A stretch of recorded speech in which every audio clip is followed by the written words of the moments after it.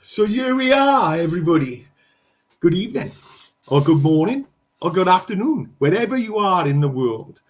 Uncle Fester's back. And I haven't done one of these in a while, but, you know, everybody knows I'm into mental health. I firmly believe everybody needs to know about mental health. All right, so I'm a big advocate of that. And I'm also an advocate of things that create the life stresses to bring change. And yeah, one of the biggest life stresses is money, breakdown of relationships, or loss of loved ones. There's three key elements there. And I'm going to bring a good old friend on. We haven't seen him for a while. He's had a little bit of an haircut, but we're going to bring Bully Beefcake on, all right?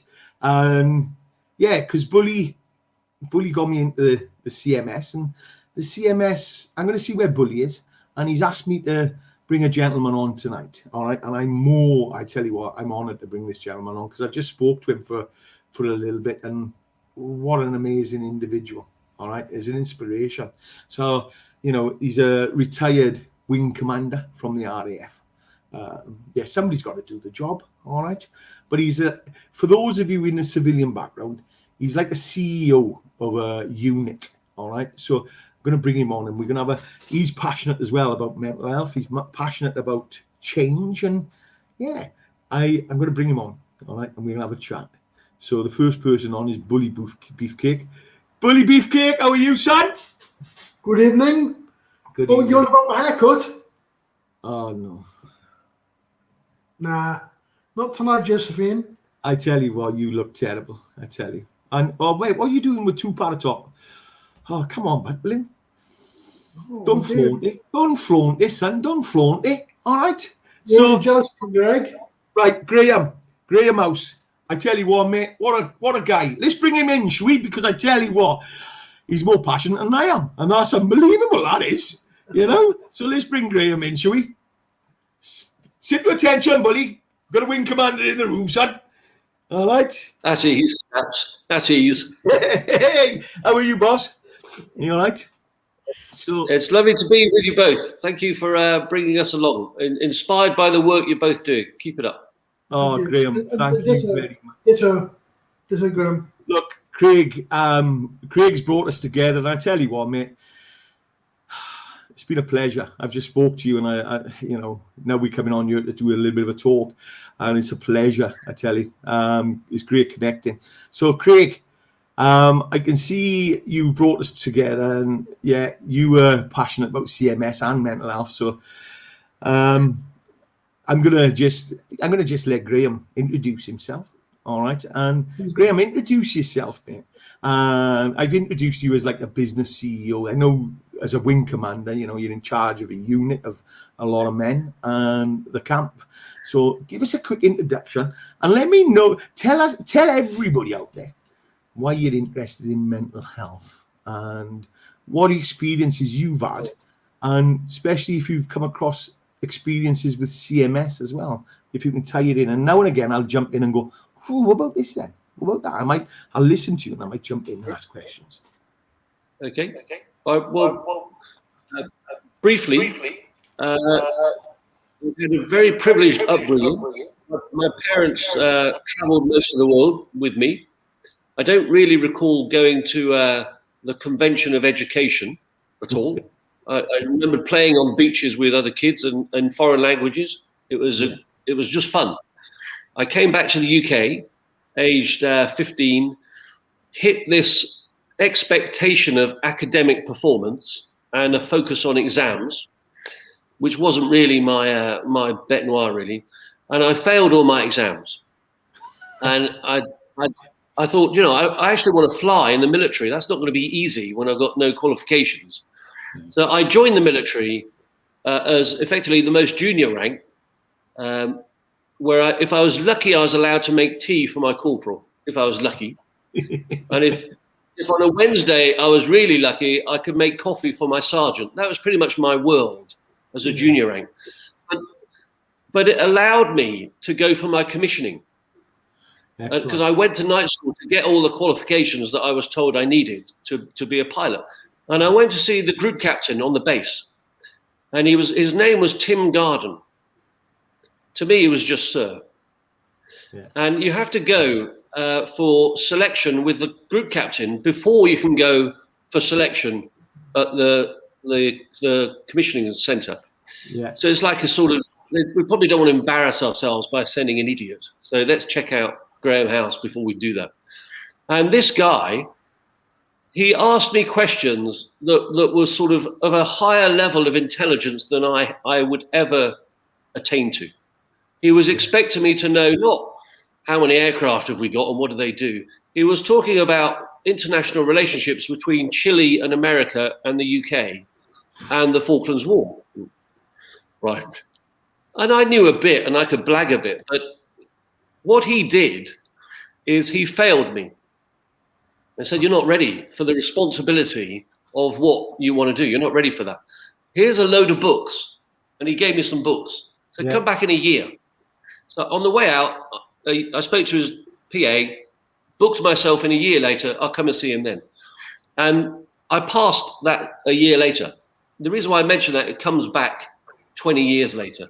Yeah. I went off for commissioning into a ground branch and then a flying branch.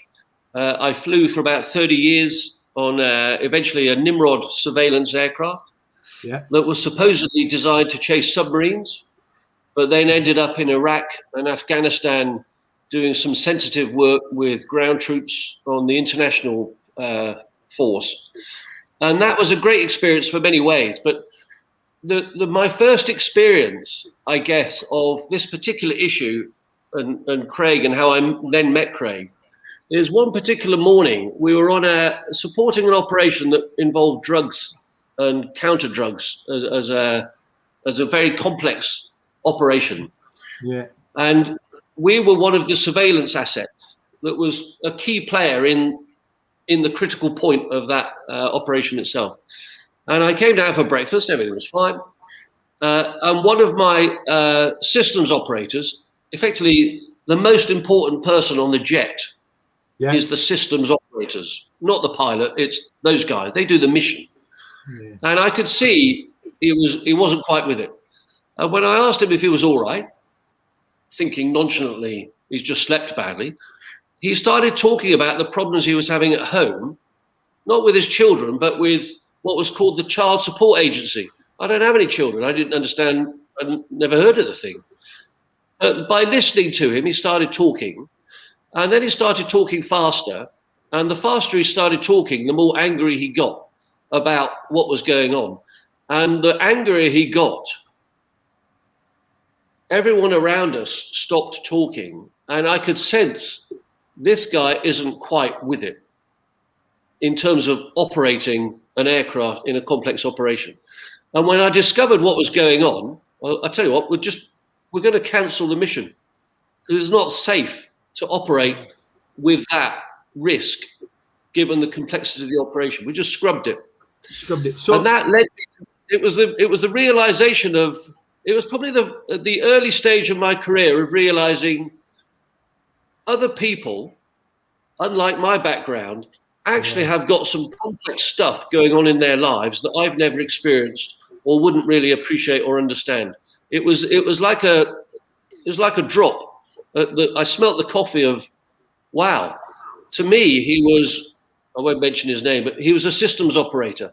I knew a bit about his life, but I never got underneath his world to appreciate that. So that was really one of the early stages in my life of how important these things are in terms of your performance in your professional environment. So, Graham, I've got a video I show people, all right? I'm going to show you. And I'm just wondering, did the individual sound like this man in the video? Because I'll tell you now, a lot of us, this video shows what a lot of us do inside. We a lot of us who suffer, I've suffered my mental health, as a lot of people know on you. And for a long time, I didn't tell anybody. I didn't share it with anybody. I'm going to show you the video. And I'm going to ask you, because this is what I used to do. I used to put a front on, but inside I was ripping myself apart. I was really getting deep. And I didn't want to tell anybody what I was. But I'm going to show you and have a think to see if this reflects on where this guy was. I'm going to show it to you now. All right. This is a video that Crossrail done, because Crossrail and construction, we're losing people to suicide 2 a day at the moment. And it's a massive problem we've got. We're trying to highlight, it's all right to talk, but did the guy sound like this? Hey. Oh man, I'm still waking from the weekend. I need to swap with the keeper. What'd you get up to? I've spent the last 48 hours staring at a wall. Linda, she's gone and left me. The banks, they're moving in on the house, and my daughter, she barely speaks to me anymore. To be honest with you, mate, I think I'm this close to ending it all. Hello, Gary. Yeah. Good weekend? Yeah, pretty quiet. Just pottering, really. Yeah. You look pretty exhausted. To be honest, I'm really worried about you. So I just wanted to show you that, because what a lot of us do, we hold it within, and that's what we feel like. And when you said, he started talking, getting louder, when you said that, I went, ooh, yeah, I got a video for that. And I think I know what you're on about, because I do that inside, but I block it off and I just go, nobody wants to know about this, a burden. But you get to a stage where you will come out with it when you're really deep, when you're low, I'm just wondering if that reminded you of anything at that time. Was it like that? It was the same bloke. It was, I found it shocking, partly because I hadn't seen it developing over the months I'd known him, completely oblivious to that, and how quickly he went from good morning to within 2 minutes gone. It was that quick, and it made me concerned with. It gave me an indication of how much pressure he's been under for some time, and I hadn't known, and therefore there'd been an unknown risk to me and the crew and the safety of the operation and the organisation. There's so many things that came out of it that were good, but also negative. But as an education, it took that to help me understand or start getting more interested in mental health. Because before that, to me, it was 2 words that never really interested me or bothered me. If I was a bit depressed, I'd sort it out. I never really understood it myself. No. It was a strong indication of, wow, some people are suffering here. And the other thing is, because a lot of us... Sorry, Clive, let me talk here. The thing is, people never understand about this. They're not really interested if they're not directly affected by it. But when they're actually directly affected by this thing, the CSA, the CMS, then they do pay attention. Yeah, and the other thing is as well, Craig, mental health, emotions are created by our thoughts, and our thoughts then get these feelings going, and these emotions, like I keep telling everybody. And sometimes we go into the conscious mind where we play the victim, we get concerned, we get angry, but we never take the action by speaking out. And a lot of times, a lot of us don't speak out because of pride, and we got pride, and we think, people are going to think differently of me. And I can imagine what that guy was thinking when he told Graham that. But Graham, here we go. Did anybody look at him differently? Did anybody treat him differently, or did they go, "Yeah, mate, come here, let's have a talk"? It didn't make him any weaker. No, it's interesting actually. I don't recall at that time there's a significant impact. We just scrubbed the mission until he was calm and more in control, and then we just did it again. It was okay. Where it manifested itself big time was a few months later in the Falkland Islands. We were down there for a bit, and I don't know what happened, but he was found covered in blood in the church. He'd lost it to the extreme. I don't actually know the circumstances or the details, but that pressure cooker analogy it had blown.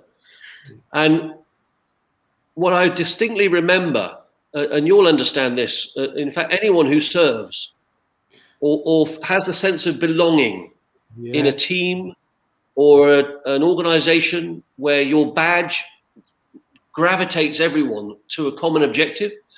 We have a squadron, we have a badge, and you're in it or you're not. It's quite monochrome. And as soon as we realized that this had happened, no one talked about it. We were all a bit, can't mention it. It's all a bit negative to our reputation. And actually, I didn't realize at the time, but effectively at that point, unintentionally, unknowingly, we abandoned him because he didn't fit our image of ourselves. We no longer identified us to him. He wasn't part of what we're about. And at the time, I wasn't even aware. It was a subconscious action. But increasingly, I'm much more aware of what a cruel thing to do to someone who's actually at a point of need. What a cruel thing to do. It was taught me a lot. I understand that from first-hand experience. I've been right where he was. And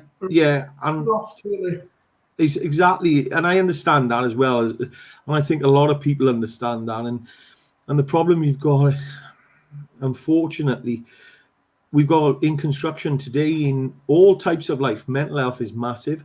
And people say, we'll be there for you. But deep down, unless the leaders are educated, and don't forget, in the military, in any business organization, you're like a family unit. And like you just said, it's like the family abandoning you. So straight away and that's why a lot of people don't talk up either, because they've got that pain around inside their head. If I tell anybody, they're going to walk away from, they're going to abandon me. Shall I tell you how I met Craig? Yeah, go on. Because it builds on this. Yeah. Years later, I end up as Afghanistan happens, Iraq happens, Afghanistan happens again, Libya happens. I happened to be at that point from the Ministry of Defence at an interesting time in the staff to then frontline command of an RAF unit. And a few things happened that I saw on a military justice related issue that they didn't work for me. I objected to what I was expected to do. And I made that known to my chain of command. That created a friction between my chain of command and myself. But what I saw and what I was expected to do that didn't work for me, years later led to the organization that we've set up now called Justice for Troops. And Justice for Troops, as its center, it's about giving people who serve what I would simply call a safe space for an unsafe conversation. Yeah. Like a federation would offer you, an independent representative body where they understand your language, they understand the competing pressures, and they can try and help you confidentially if you want to try and get you back on track. Because everyone wants to get back on track. They just need a bit of a hand. But it was in that regard. Last summer, I was doing the Twitter shift for that organization and just monitoring, which is a new world to me. And I came across this guy, Craig, talking about effectively child custody related issues and monetary problems and the impact of it on military personnel. And I could see this debate going on, and I thought, that's interesting. And then I made something, and they said, what's your email? And he emailed me. And I actually thought, I've never told Craig this, but this bloke is actually quite annoying. He's going on and on with a laser-like determination. But whilst it was annoying, his passion and determination to do the right thing was all equally inspiring. And what was driving him, there was a lady he was working with, I think her name was Karen. I could have got that wrong, but I think it was Karen. And there was a guy called Joe, somewhere in the southwest, Somerset area, and ex-military, challenges with this organization that is trying to look after kids, but in a pretty clumsy way, I think.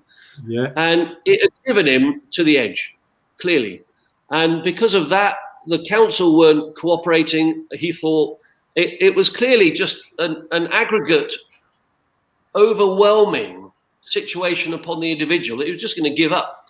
And the substantive issue that would buy time is we just needed £1,000 to get the landlord to give him a safe space.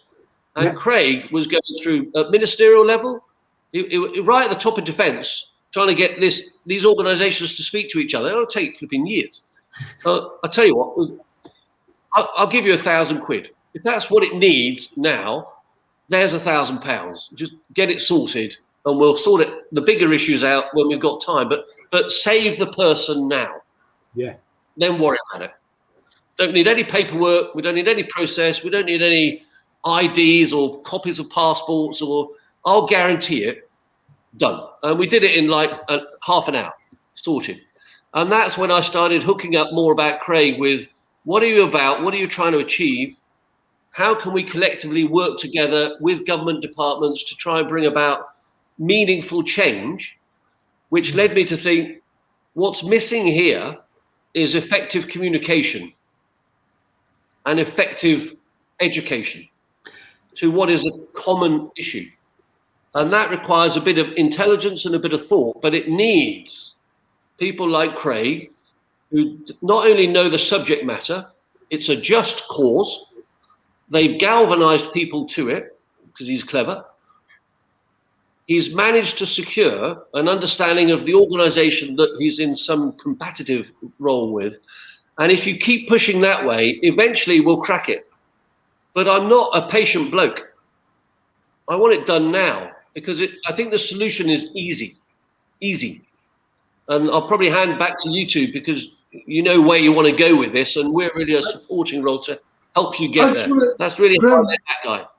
Graham, and you know your contribution to that. You know, you handed over £1,000 to get that guy housed and sorted out, and you know that was very, very noble of you to do so. I tell you what, it's fantastic for you to do that. And I tell you now, that came out of Graham's own pocket, by the way. That's not many people. I don't think they refunded him actually for that. Neither. Right, but Craig, many people do that. There is a story there, but that's not the issue. The issue is, I think Craig, you're probably good to explain the problem here with the organisation and the impact and the mental health impact, which I've seen operationally. Yeah. But really, how can we orientate what the problem is towards a solution? A meaningful solution that can be sustainable and deliverable with minimum effort. How do we do that?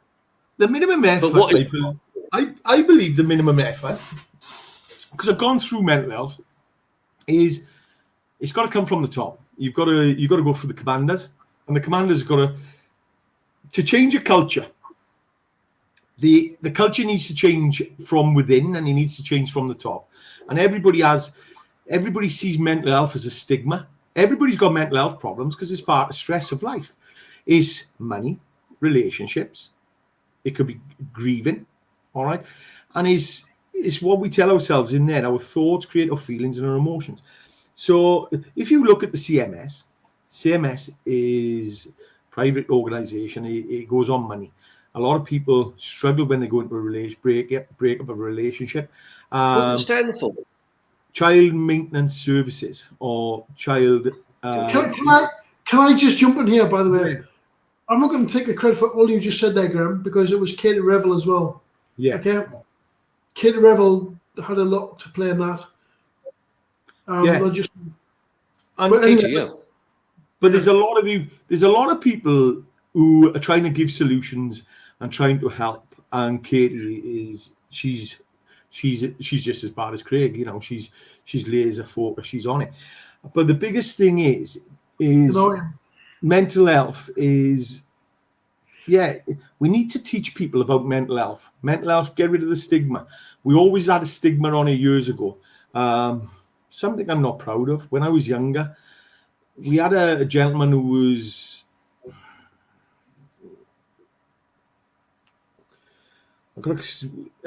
He weren't right where I used to live, and all the kids used to make fun of him, and he used to run after you and used to chase you. Now I know what mental health is. Years ago, when we were younger, mental health was, put them in an institute, put them away, hide them away. All right. But what people got to understand is mental health is day to day. The stresses of life, fight and flight come on board when you've got stresses coming on you, and your thoughts then can't interpret it. You get your emotions. And like I said to you, it's the actual cooker, the pressure cooker. You only can put so much in it. Once you start putting too much in, it overflows and then it's going to explode.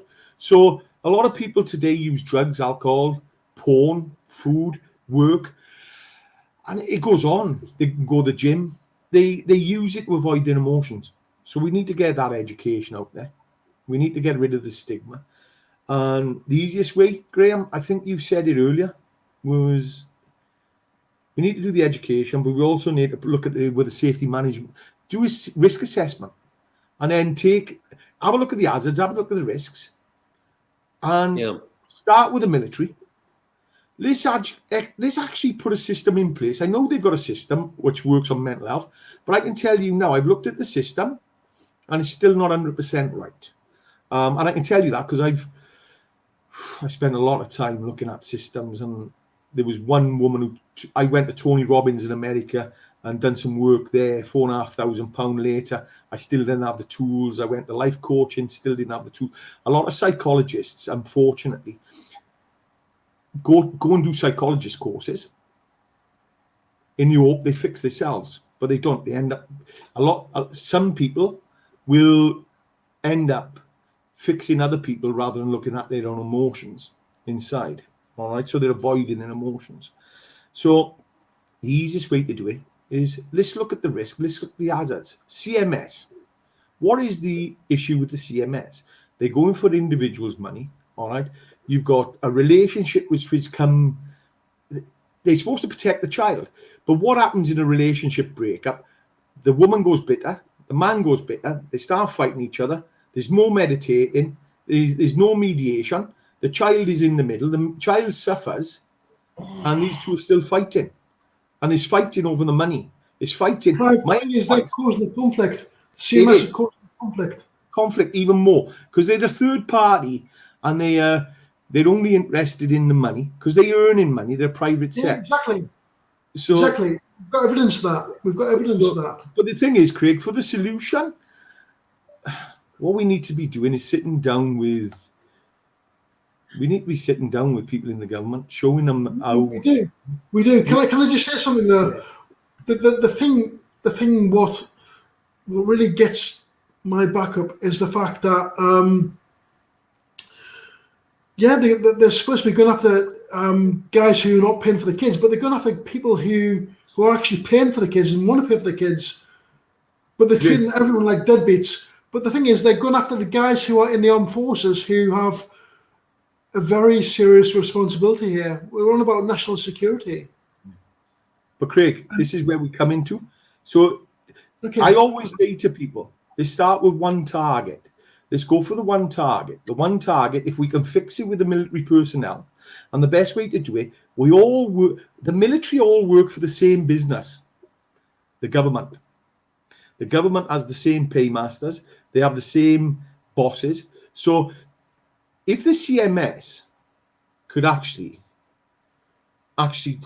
if we could turn the CMS, focus on the military or the veterans community, and then have a department, just in that department of the military department, or where they can actually mediate and do what they're supposed to do, rather than come and collect the money from the easy targets, because that's what they're doing, Craig. It's the easy targets. It's like picking the easy fruit off the tree. So we need the solutions we need is. All right, Clive, you're saying that. Okay. The thing is, they're picking the easy fruit. It's because they've been given targets. Yeah. They're not going after the right people. They're going after guys who are paying and happily paying, private rangers, blah blah blah. Easy targets like guys in the armed forces, right? And they're shafting these guys. Can I ask Craig if imagine I'm imagine I'm part of this organisation, the CMS. Have you ever had an open conversation with their executive about the problems that you're seeing and the impact of it? Have you ever had that dialogue with them? No, they just ignore you. I've sent emails, polite emails, you know, and and they just ignore you. How does that make you feel? How does that make you feel? It's frustrating because I have something here which is impacting people, and well, it's not people, it's children. They are causing problems for the children, which are supposed to be supporting, and they're not. They're causing problems there, and they're forcing kids into poverty. They're just not interested whatsoever. All they're interested in is targets and money, and we have evidence of this. Hang on, Craig, I'm going to do something with you now, Graham. Watch this now, Graham. So, Craig, when you don't get a response from them, when they ignore your emails, what do you then become? What do you tell yourself in your mind? What is your mind telling? I get really angry. Angry? So your mind's probably frustrated, and I feel oppressed because they're not interested, and people are not listening to me. And this is the problem. What we have here, it's oppression, because there's also the media blackout. But Craig, I'm going to stop you. Craig, I'm going to stop you there for a minute, all right? Because now, if I was to analyse you, all right, and go into your mind, I can tell you now you play victim, you get angry, you get concerned, and you go around in these three circles in your conscious mind, all right? And you do it. And if I said to you, take responsibility and actually go down to Whitehall and actually, you know, take a little bit of action by actually go into your MP. You wrote emails, it's not working anymore. I've been to my MP. My MP's been fantastic. I've actually I'll tell you something now. My MP initially, when this all kicked off, was Theresa May. And I'm gonna this brings up my Tourette's, okay? She was as much use as a bastard on Father's Day. Right? She done nothing. She allowed. I said that these people are committing fraud, and she did nothing. She knew what was going on. This is Mercia. It's a Mercia. You know the word of Mercia. You know what that is, don't you? Yeah, but Craig, yeah, that's exactly what's going on. She was probably quite busy, though. I guess she was quite busy with other stuff as well. But Craig, for sure. Craig, but that was back in 2010. But Craig, here we go. I'm going to chuck this back at you. All right. It's a big beast, and they've created it, Clive. They've created it, they have created it, and they can't do nothing. They're saying, "Oh, we can't do nothing about it." Well, excuse me, you're the legislator, you're the lawmaker. Craig, wait, because now you're becoming. Now your mind talk's getting in there. They created it. It was created before them, actually.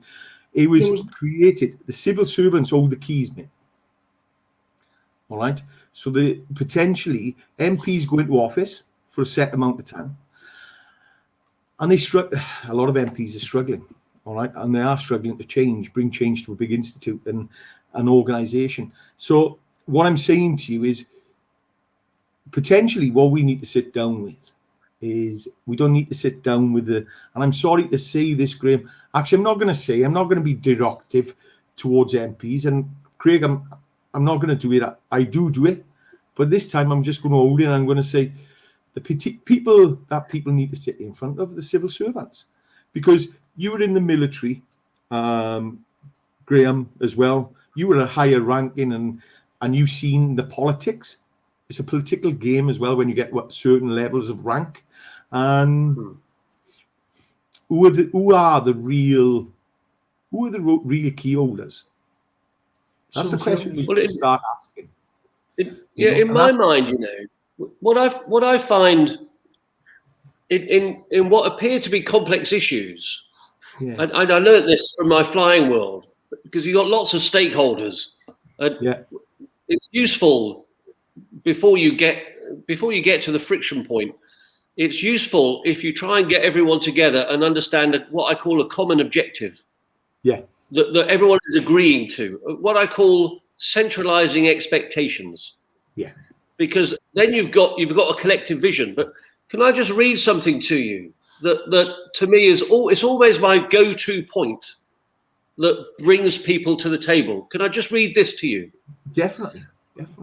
Before I read it, I'm going to give you some homework. It's a test. It's a pass or fail. Yeah, Who's the most respected person on the planet? The most respected person on the planet. One person. No matter where you are in the globe, everyone's heard of her. Everyone pretty much has grown up with her. The Queen. The Queen. Queen Elizabeth II. Her Majesty Queen Elizabeth II. Our Queen. Our Queen. Ours. The theme that connects all of us together, the three of us, is we have I've never met you I don't believe, but during us, we have a common bond of serving in Her Majesty's Armed Forces, have we not? Yes, we're all a family. This is what she said. It's useful to remind us. She said this at an occasion in 1992, when you guys were really young. She said this, but bear in mind it's the Queen saying it. There can be no doubt, of course, that criticism is good for people and institutions that are part of public life. No institution, whatever city, monarchy, should expect to be free from the scrutiny of those who give it their loyalty and support, not to mention those who don't. Yeah. Point one. Point two, there's 3 points. Point two, we are all part of the same fabric of our national society, and that scrutiny by one part of another, point maybe for you, Craig, to think about, can be just as effective if it is made with a touch of gentleness, good humor, and understanding. Can be. Yeah. Point three, this sort of questioning can also act, and it should do so, as an effective engine for change. Because when I met you, Craig, and I hear you and hear the signal, what it strikes me as, what are you trying to do here? You're trying to change something that you fundamentally don't agree with, but you understand it.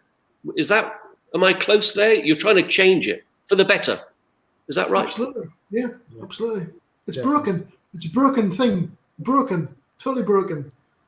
So building on what Clive said there, if we go back to what the Queen said, the most respected person on the planet, maybe we'd be more effective if we changed our language a bit and our tone, maybe, where she says it can be just as effective if it is made with a touch of gentleness, good humor, and understanding.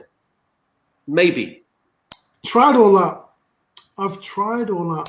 But Craig, hang on. You haven't tried all that at all. And I need Clive, I have. Craig, I've tried. I've been gentle. Craig, I've been polite. And it comes to, well, when you get ignored, you get extreme, don't you? You get angry. Yeah, so you feel unseen and heard. Don't forget, read the second one again for me, Graham. She says you need to humour. And you also, don't forget, Craig, mental health. All right? People, what I tell you, people come on defensive because that mind, thoughts, we gotta wire, our brains are wired as negativity. A lot of people don't understand the mind and how your thoughts actually, you get defensive when you criticize people, automatically they get defensive. And they will wait, Craig. They shut you off. And Craig, this is what I'm going to tell you what they've done to you, shutting you off. They see you as criticizing them. They shut you off. Then all of a sudden you feel a victim. You get angry because you feel unseen and unheard. And they go oppressed, Clive, oppressed. You get depressed. So if I had an observation. Not depressed. Depressed. This isn't meant to be a criticism of you, Craig, at all. As an observation. What I've learned is, as I've grown up a bit, and I'm still learning, and I've still got a lot to grow up into, is I've become more aware over time of the person I'm trying to communicate with, without understanding what challenges they've got in their world. I just assume them to be ready and receptive to me and what I'm trying to say. Drop everything that's going on in your world. I've got something important to say, and I want you to hear it. That doesn't tend to work well because they're busy people, and I don't know, their mother might have died that very day. I just don't know what's going on in their world. So it taught me a lot when I go back to the Queen, because it galvanizes people to her as a person and as a statesperson. If you just put that in there, we're all part of the same fabric, of a same national society, and scrutiny, which is what we're doing here, of each other and an organization. It can be just as effective if it's made with a touch of gentleness, good humor, and understanding. That to me is most of my, I wouldn't say successes, but most of my effective communications that help me understand the position of someone else is generally brought about by a bit of humor and an ability for me to understand what is your challenge, because I'm trying to tell you mine. And if I look at, and you seem to understand there with the CSM, the CMS, I should imagine, but I don't know, they're driven hard, really hard, by key performance indicators and statistics and data that can often be misleading. And when many people like you, in great faith and good intent, are adding more to their email database, it promotes a sense of activity and output, but not promoting an outcome that ultimately they would, if you stood back objectively, that's what they're trying to do, is understand and help. I'm sure they didn't come into work that day to condition a sense of suicide for someone. And I think you know of cases where people have taken their own life. Well, let's go into suicide. Are you aware, Graham, that the CSA have caused, they're responsible for like 1,000 suicides per year. And directly or indirectly, I suppose they're associated to it. Yeah, I guess the contributing factor. Yeah. Yeah. So, and do you know the worst thing is, you gents, which I'm really, I've contemplated suicide and I couldn't do it because I just couldn't do it myself. So I tried to get a police officer to shoot me. I was so drunk, I actually thought in my head, call an armed response unit, and they would shoot me. But potentially, if I weren't drunk, I would have known they wouldn't have talked lethal force. And they actually tasered me. 2 women tasered me, and then I ripped the tasers out, and the armed police tasered me, and I was on my back because they shot me in the chest. So, however, what a lot of people don't realise is, and I only just found this out, the construction industry got a massive problem. There's 2 suicides a day in the construction industry because it's men orientated. How many of them men are ex-forces, we do not know. All right, but I come across a figure.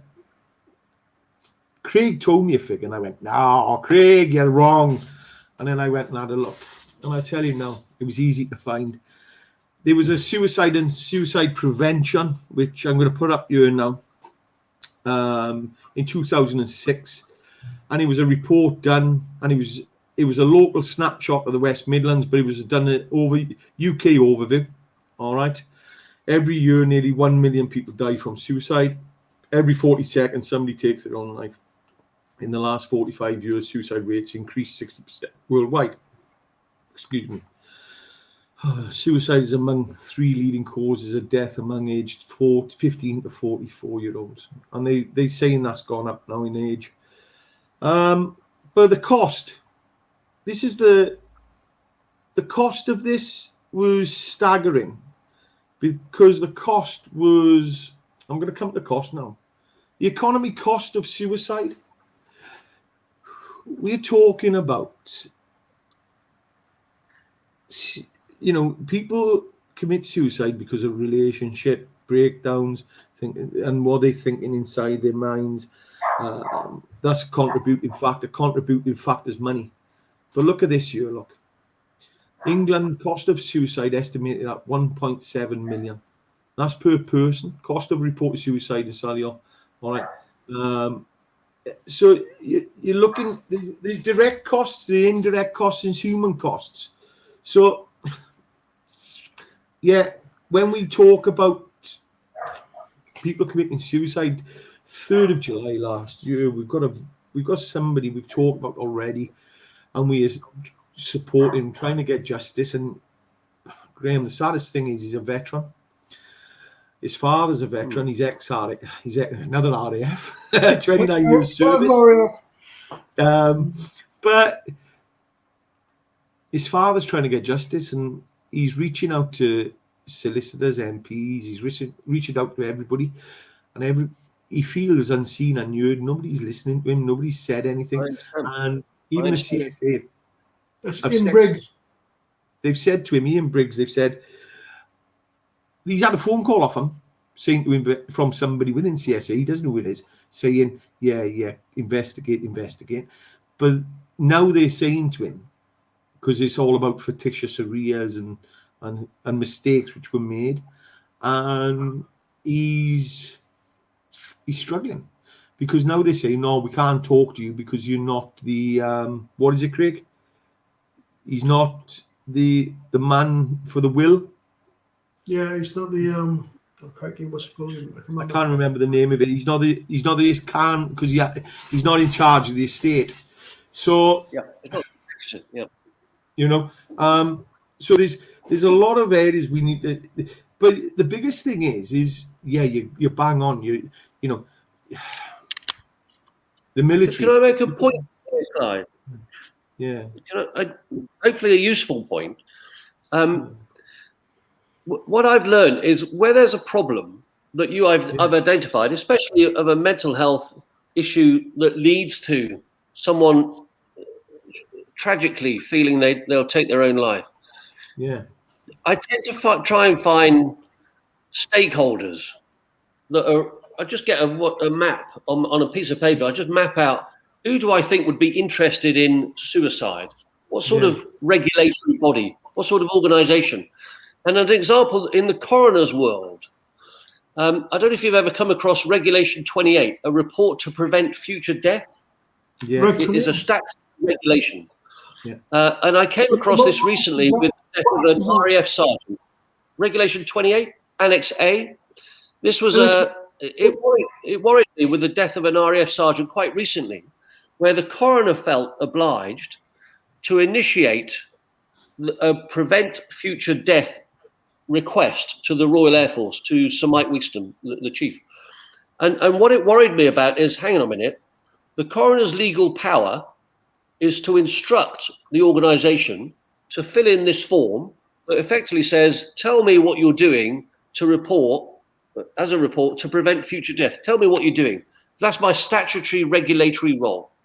So the Royal Air Force will go through what it feels it needs to do, true to what they think they need to do in terms of prevent future death, whilst protect the reputation of the organisation. They will tick the box and say, well, we've done that. The coroner can tick the box to say, I have met my statutory regulatory need. Done. It doesn't necessarily assure us that we are going to prevent future deaths, which is the point. I tell you what, I mentioned that because what might help here is go back to what the Queen said. Understanding. You've got lots of stakeholders here and lots of organisations here that all will have, to a greater or lesser degree, an involvement in the issue. It would be worth identifying who they are. You've probably done this, so forgive me if you've done that. Get them all down, because I'm sure they'll be galvanised to this narrative, to a lesser degree, partly because their reputations will be driven by that. So it might be worth doing that to find out who your audience is on this one. I tell you what I have done, and I know Craig's wrote to a lot of people, but I've actually wrote to the head of HSE, the chairman or the chairwoman for HSE, Sarah Alban, and I wrote a letter to her, and I wrote over 14 days ago. about 3 weeks ago, and I actually stated in the Health and Safety Work Act 1974 and under corporate manslaughter, we need to look at it for gross misconduct, because we need to have an investigation on, because unfortunately the government departments do come under the Health and Safety Work Act now, 1974, and corporate manslaughter. So I've actually stated that, and I haven't had a response. And my biggest concern is with the government is we need to be sitting in front of them, and we need to sit down, and we need to talk. They need to open up the forum. They need to open up the table of debate so we can help them bring solutions, and have that big debate and learn from our own experiences. And because there's a lot of veterans out there in the veterans community now at the moment, because we've got serving soldiers who are more frightened of our government departments than they are we got somebody from the special boat service, Special forces. who's Not just frightened. one. I've been contacted by a few. Yeah, I've been contacted by a few about the CMS. and Yeah. we're reaching out and we're telling people, and people are just, and there's an old saying which I've seen firsthand, because I was involved with a bad case, and they done a blackout on the media because they weren't in the public interest. They weren't in the interest of the government, and they weren't in the interest of the public. So they blackened out the media on something that happened to me in 2019. And I know how they're working now, and that's the problem I've got. I know there's people who committed suicide, or we know of people who committed suicide within the armed forces, and it hasn't stopped, because there has been more since then with serving members. So the questions I'm asking now is, what are we actually doing? And there's a lot of veterans out there asking the same questions. We've got all the charities out there, as you know yourself, Graham, which are, we got over 1,800 charities, and they all got doing their own thing, and it's over £800 million, and we can't actually put a 24/7 outline in for veterans or military personnel, because a veteran talking to a veteran is much better than a veteran talking to somebody on the other end of the phone who they don't want to talk to, because they haven't got that rapport, they haven't got the black humor. Because don't forget, we know how to talk to other veterans, we know how to talk to other people, because we still family, we still gone through the same, and we have a bit of banter, don't we? When we don't, we have a bit of banter, and we take the mick out of each other. So we can't even get a 24/7 helpline available for, I know veterans are doing it in the community, and they got some veterans, but it should be done by the government. Veterans are fair. Can I try and break this down a bit, just to make it perhaps more manageable here? Yeah. Craig, if just the context of the veterans, bear in mind I was privileged to be a commanding officer. Yeah. Now I know what I know about the veteran sector. As a point of education, I wouldn't have believed it as a commanding officer. I just wouldn't have believed it was that bad. I just wouldn't have believed it. I couldn't believe that the United Kingdom would find itself in such a clumsy position, such a clunky architecture that has been allowed to grow over years, that I, as a commanding officer, believed that when I send my troops off to that organization, I truly believe they're in the best hands. I truly believe that. I sent them off to oblivion, actually, unknowingly. I actually sent them off to oblivion. That's a concern, but it's a wraparound. Craig, you said something earlier about the CMS, and you said you use it sometimes. It always worries me because it's quite a dramatic statement. So I want to understand it a bit more. You talked about this issue is a national security risk. Okay. Why is that? Why? Explain that. Well, the thing is, as you said, Graham, how can I put it? You were saying that when you were the colonel, you had to cancel a mission, and that mission was to support guys on the ground, right? So you cancel a mission. Luckily, you actually found a way around that. You worked around that. But had you not have done that, that could have been fatalities on the ground. Yeah, okay? without a doubt. We rely upon the guys on the ground. Rely upon air support and wherever, and you're not being able to do anything about it. From that, you can conclude that this issue has an operational risk.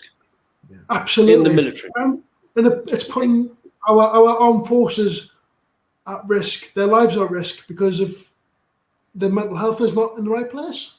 So you can conclude it has a high human dimension impact. Absolutely. It's a high risk. It's a high risk. Yes, it is. Yep. And I guess you can conclude that it has a disproportionate fiscal impact relative to the issue itself. Absolutely. So now you're talking a language at the levels you're trying to be at. Now they'll start listening with, I'm now getting it, some of that. I'm now receiving why this matters and why you want my attention. I'm now interested in that sort of stuff. And it is especially when you start, especially with health and safety, and you bring in legislation. Now I'm interested in, if I don't act, what's the impact to my organization and our reputation if we don't?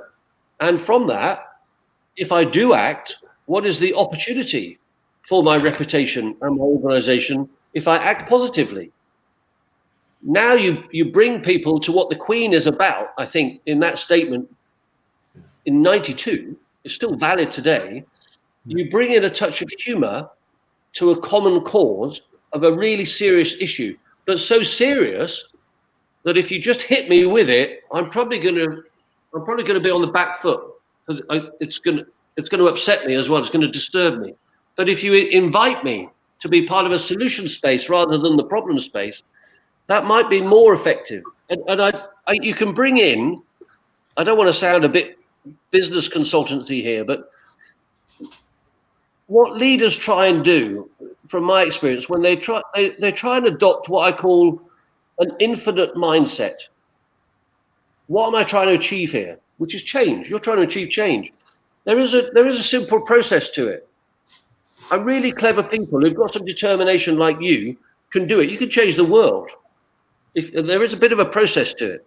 You need determination, sure, but just follow this handrail. It's just like SOPs to me. Yeah. With battle drills. Yeah. Advance a just cause. Do you think what you're trying to do is loosely a just cause? Yeah. Of course. Build trusting teams around you.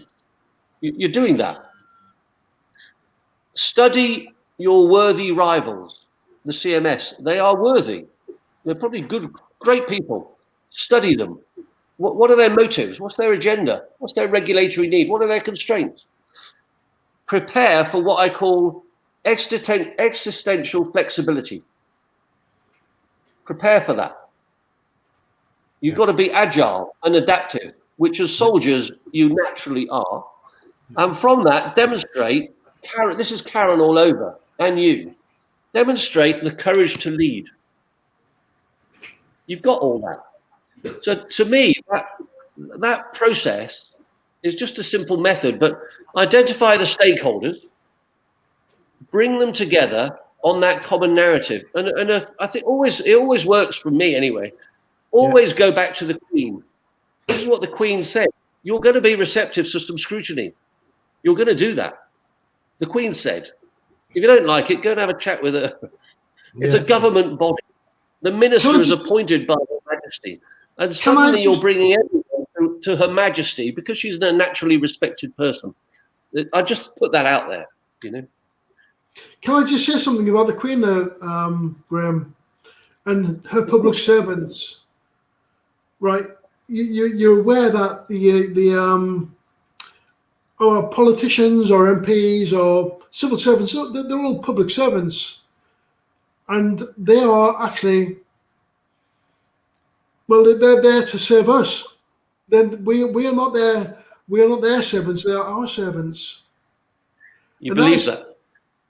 Well, that is how it's supposed to be. They're elected. Okay, so do you remember I spoke at the beginning of this, I told you when I was a young lad, allowed to make tea, and then I met my group captain, and he told me to push off for a year. Remember that? Yeah, I remember that. His name was Tim Garden. Tim Garden became Lord Garden. Yeah. Right. Who sadly passed away. But Tim Garden was married to a lovely lady who's now Baroness Garden. And about 4 years ago, when I had my own concerns while serving, I wrote her a note in the House of Lords, and I said, I don't want to tell you too much about why I want to see you because it's sensitive, but take a punt on it. I'd like a conversation, please. Can you find some time? I want to talk to you about what's going on. What do you think she did? Do you think she ignored me? Do you think she told me to push on? Or do you think she said, come on round? What do you think? Come on round. She's a public servant. She didn't even know what I wanted to talk about. I refused to tell her because it was sensitive. But what is, and we mustn't forget this, because we've served the Crown. And you've travelled the world during your service and since. We live in, full of problems, of course. That's what makes the world colourful. Life would be boring if we didn't have these challenges. We live in a country, the United Kingdom, with the Queen as its monarch, as its head. There are very few countries in the world, very few that I know of, very few where you can access power with ease. You. Just like I did. I wrote a note to a baroness, I asked her for a cup of tea, and by doing that, 4 years since, she's been a great champion of what we've been doing. Brilliant.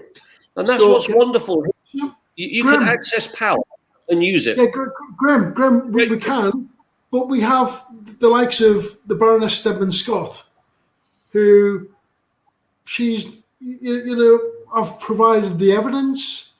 Loads of us have provided evidence that there's wrongdoing going on, and she's not interested whatsoever. Right. Can I just let me read something to you, please? Let me read something. The Nolan Principles. Okay, have you heard of that? The Nolan Principles. With them. Right. Okay. Cool. So all public office holders are both servants of the public and stewards of the public resources. The principles also apply to all of those in other sectors delivering public services. Yep. So very familiar with them. Right, Craig. Craig Graham. So anyway. Right, wait now. Craig, before I silence you. Wait now. Again. Right. So at the end of the day, I'm just going to I'm going to stop beating around the bush now because we've said what the problems are. We've said what the solutions are. Yep. Come on then. We haven't actually said what we should be doing now. What can we do now? Because Graham, you said something which really stirred my boat. Bully stays something that stirs my boat, and we're all aiming for the same. We've formed a triangle, and we're all looking at the same, creating the same. So how can we bring this change? How can we do it? How can we get in front of the power to be and actually sit with them and bring the solution? What solution can we bring to the table, and what do we require from our viewers? Can I float that idea to you? Yeah, you can. And let's float the idea to everybody, and then I go back to the first principles here. I go back to legislation. Yeah. What is the government said, and what's the government trying to achieve with all the other competing pressures? And what's the Queen said? You got top authority, and then you got her government, and then you got the people. I'm at the bottom of that.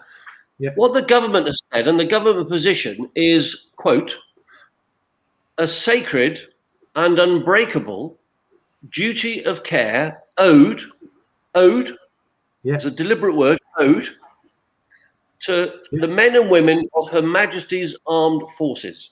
Yeah. And it goes on in the offer of service that is extended to the veterans and their dependents. So you've got there you've got there a legislative statement that bonds people, whether they like it or not. They'll resist it, perhaps, but it bonds them. So what we're trying to do is effectively, on that safe space for an unsafe conversation issue that I think is missing in the military at the moment, what we're trying to create is effectively a marshaller, a force marshaller, that you could call a union, but the name will some will object to the word and the concept. You could call it a federation, which is a bit softer, but fundamentally a representative body that's independent of defence, but understands defence.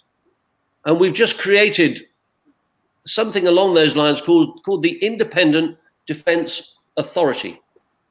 Not an authority that you need by appointment or entitlement or position, but an authority based on, just like you, Craig, an authority of knowledge on an issue and an authority from a moral authority. The difference between right and wrong is an authority.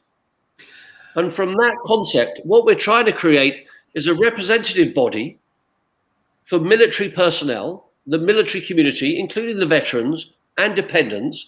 And if we had that, Craig, and we're trying to get it through legislation right now in Parliament, because that's the legal process, got to use the process. And I'm a pilot. I hate process, but I recognize the importance of it when you need it. If you created an independent defence authority through legislation now in the Armed Forces Bill with Parliament now, immediately your audience for this issue turns to them. You brief them on what the problem is. You brief them on the impact, as you've just done. Not it's a national security issue. Explain that. And suddenly, then, as an authoritative body, they will work with you to identify the stakeholders and bring them to the table. And we just have a conversation, which I reckon will take half an hour to brief it, and then probably a day to solve it. A day.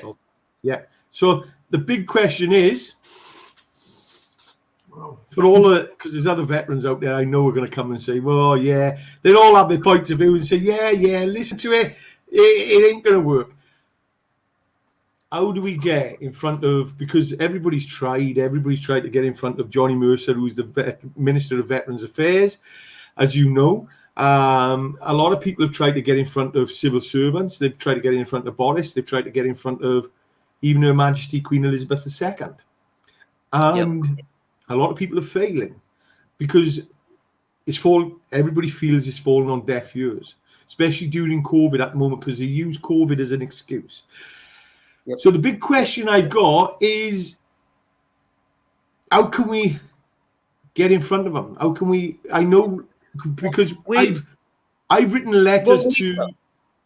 Yeah, I've seen. I think personal to Craig inspires me because his energy is it's on the one hand it's inspiring, on the other hand it's exhaustive. And sometimes when I get an email from Craig, before I finish reading it, I've got another one. I haven't caught up yet. This is passion. It's funny. It's a passion shines through. But what we look at I use the word, we're in a privileged country with loads of problems. But if we've got a country that we fought for, that memorabilia behind you, Craig, our ancestors have fought hard for the world that we have. It's beholden on us to respect it, but use it for a just cause. And an element of Parliament in the select committees, which is where the true power is of Parliament, that holds government to account. So the key stakeholders with a defence-related element in government would be the House of Commons Defence Select Committee. You want an audience with them on these issues. Yeah. And the Public Accounts Committee. You want an audience with them because this is public money. Yeah. And we're trying to optimize the public purse for greater effect, especially with the consequence of COVID. That's in a natural national public interest. We've been really lucky to be received well by those bodies. And in fact, I've been really humbled to be able to speak to them in the coming weeks about just these sorts of issues. Just these sorts of issues on a televised debate. And what was incredible is I even got a Christmas card from them. You know, Billy No Mates getting Christmas cards from the Defence Select Committee. Because what we're offering government here, we're offering the service person a voice that doesn't exist at the moment. Yeah. If you had a hamster, your hamster has got more rights than someone in uniform. Nothing against hamsters. It doesn't sit comfortably with me. We've got an opportunity for defence to improve its reputation and therefore the recruitment and retention challenges. We've got an opportunity for that. You've got an opportunity for government to do the right thing during a time of extreme domestic agenda pressure. You've got an opportunity right now for Parliament to be seen to be doing the right things, true to that sacred and unbreakable duty of care that is owed. And therefore, you've got an amazing opportunity for the United Kingdom to lead on the global stage of an issue that you've recognised is probably common to the world. Probably. It's not exclusive to the UK. It's an international challenge. How do we better meet the financial security needs of our children? How do we do that? It's a complex problem. But if the UK came up with a solution to that, using the armed forces as, dare I say, best practice, suddenly you're delivering on that word united. Suddenly. Yeah. Does that sort of, have I lost you there with that thinking? No, you haven't lost me at all. And I'll be honest with you, you're already a step ahead of us. So, you know, I thank you for coming on here, because hopefully the right people will see this and go, hang on, them two who keep attacking us, who are in the veterans community, I think you vouch that it's just a passion. If I just the thing that should galvanise this is the positive impact you'd have on mental health is a game changer. And that really, I think, is the theme of what your life and your purpose now seems to be configured towards, is how do we improve mental health? And I don't believe in attack is the best way to make a friend. Not at all. I go back to the theme. Use your humour, promote some understanding, but be purposeful about it. And you've got it. You've got all that. You will galvanise. You've got me. You had me when you said hello.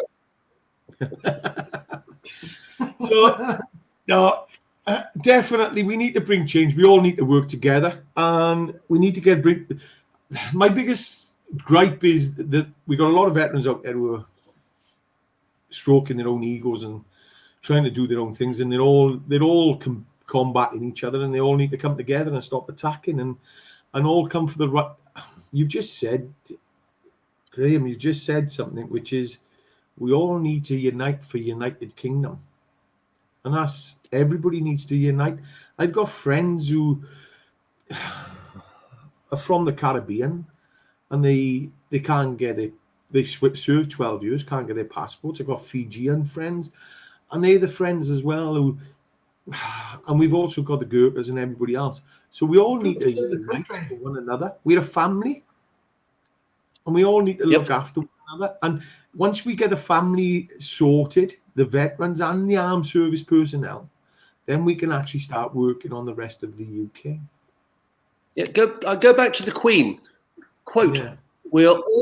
We shouldn't forget this. We are all part of the same fabric of our national society. Yes, we're all the same, regardless of rank or position or gender or orientation or colour. It is irrelevant to me. We're all part of a very colourful fabric of the same national society. We all want the right thing. We just need a conversation. We all suffer from the same things: life stresses, money, relationship, grieving. They're common. We all have things in common.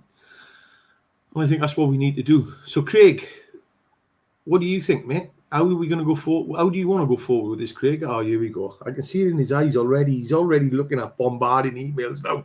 These emails are going to fly out tonight. Now. I can see it. You know, Craig, let's put the sword away. Let's go in there this time with a bit of love. I know you've done it before, but times have changed as well.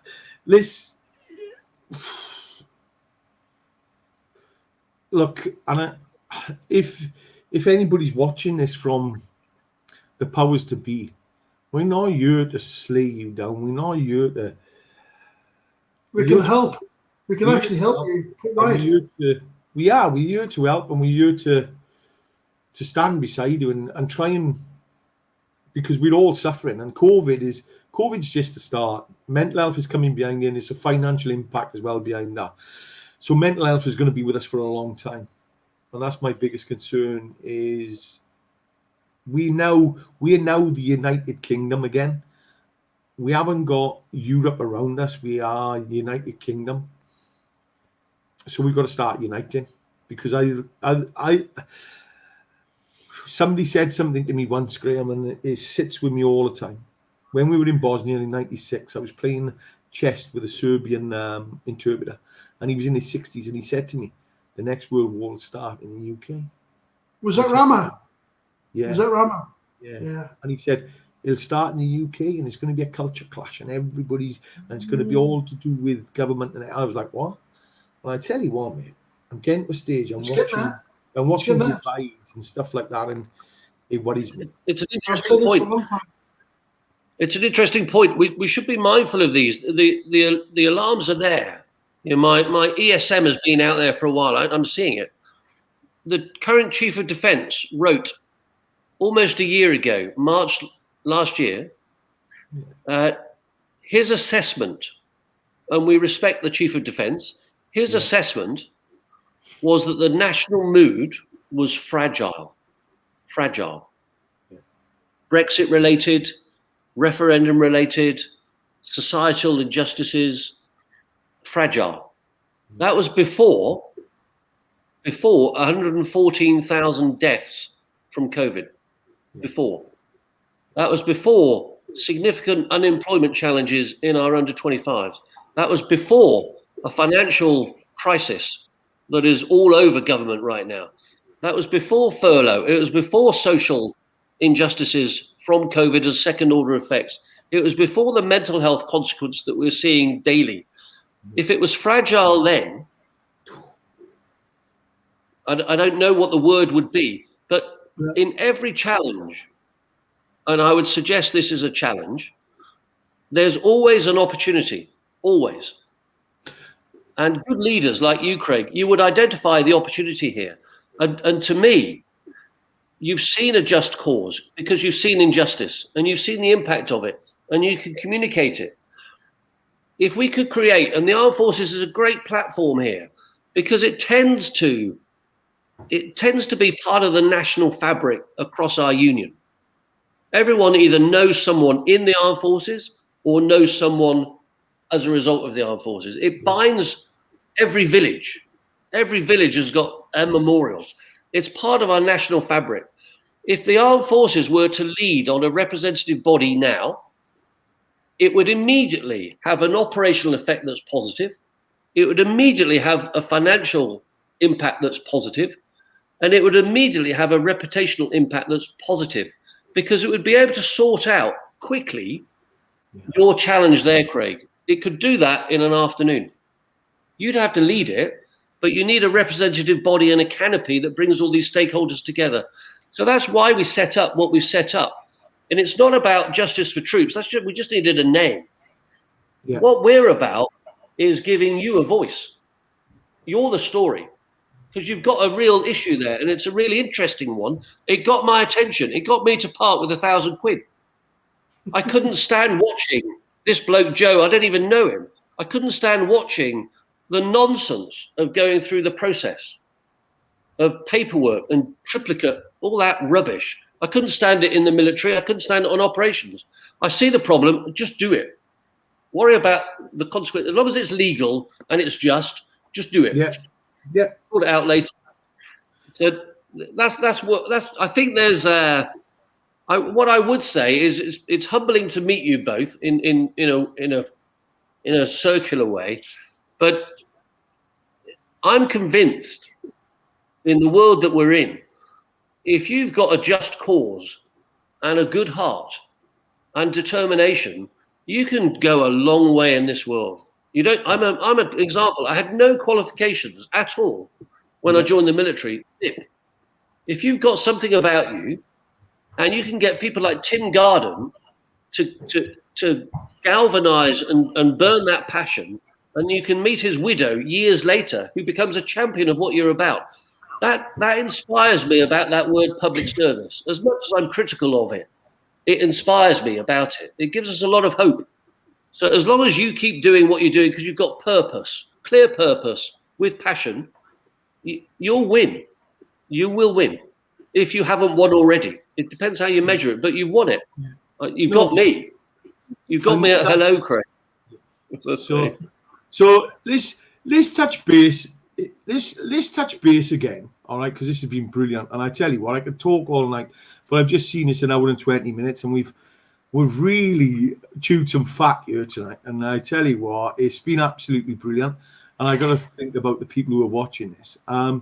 So look, we're going to do a part 2 of this, and look, as always, like I say to everybody, if you're feeling a bit down, you're feeling a bit lost, you're feeling a bit, you've had enough of life, all right, reach out, please speak, and remember, you know, life has its ups and downs, and there's one guarantee we've got: we come out the other side, all right. You know, hang in there. Sometimes we have the downs, and then we have the ups, and then we look back and we think, oh, what happened there? So, you know, reach out, start sharing. Shame is only a word. Let it go. Let go your pride. All right. Nobody will look down at you, definitely. And reach out. I love you. And I'm going to leave it to Craig and Graham to have their word. All right. So go on, Bully Biscuit. And we let Graham have the last word. Look. Go on, Bull. I just want to thank you very much, Graham, for coming forward and speaking about this. It's been absolutely amazing. Really appreciate you know what you've spoke about. It's probably the government don't want to hear what's come out tonight, for sure. They'll be cool.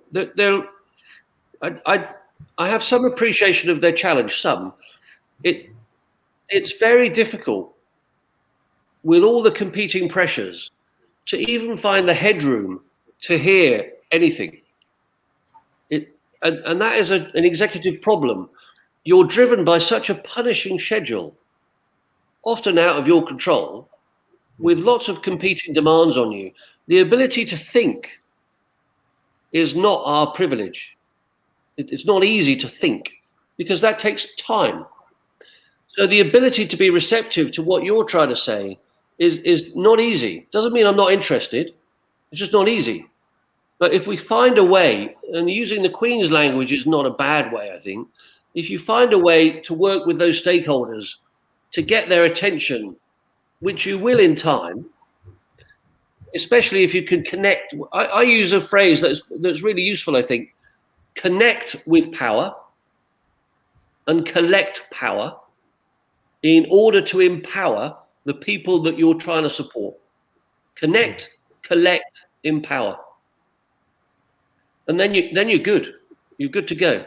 So my parting 2 words to anyone who's not bored with this and still awake, 2 words: take care.